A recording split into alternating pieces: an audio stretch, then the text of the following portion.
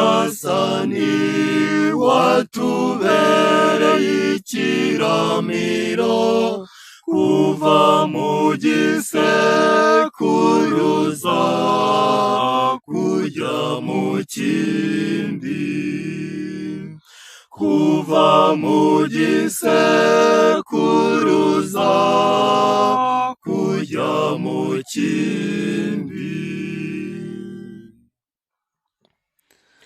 Abantu basubiza mu mukungugu kuko wavuze uti bene muntu nimusubire iyo mwavuye.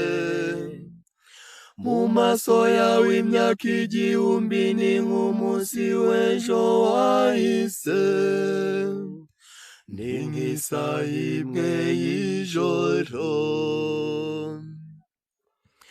Ubuzima bwa muntu bukuraho nk'ibitotsi bishira mu gitondo nk'icyatsi. Mu gitondo kirarabya ururabyo rugakura, nimugoroba rukarabirana rugahunguka.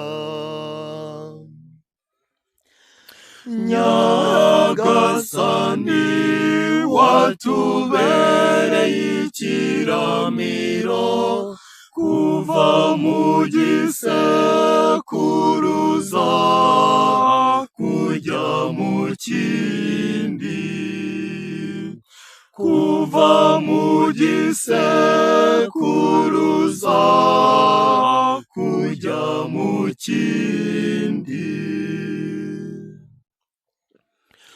Utwumvishe ko iminsi yacu ibaze, bityo tuzagira umutima ushishoza. Uhoraho tugarukire, uzaturakarira na ryari? Babarira abagaragu bawe, utugwirize ineza yawe kuva mu gitondo, kugira ngo duhimbarwe iminsi yose y'ubugingo bwacu. Nyagasani Mana yacu, utugaragariza ubugwaneza bwawe, ukomeza imirimo y'amaboko yacu.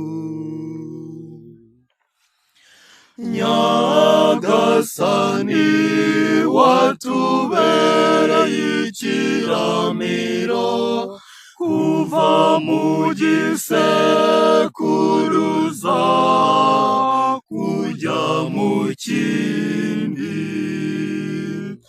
kuva mu gisekuruza kujya mu kindi.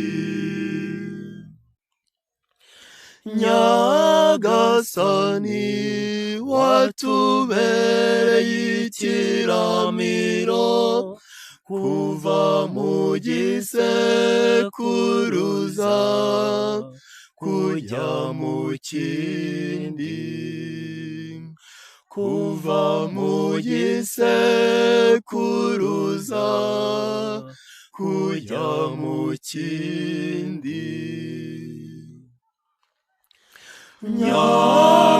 Nyagasani watubereye ikiramiro kuva mu gisekuruza kujya mu kindi, kuva mu gisekuruza kujya mu kindi.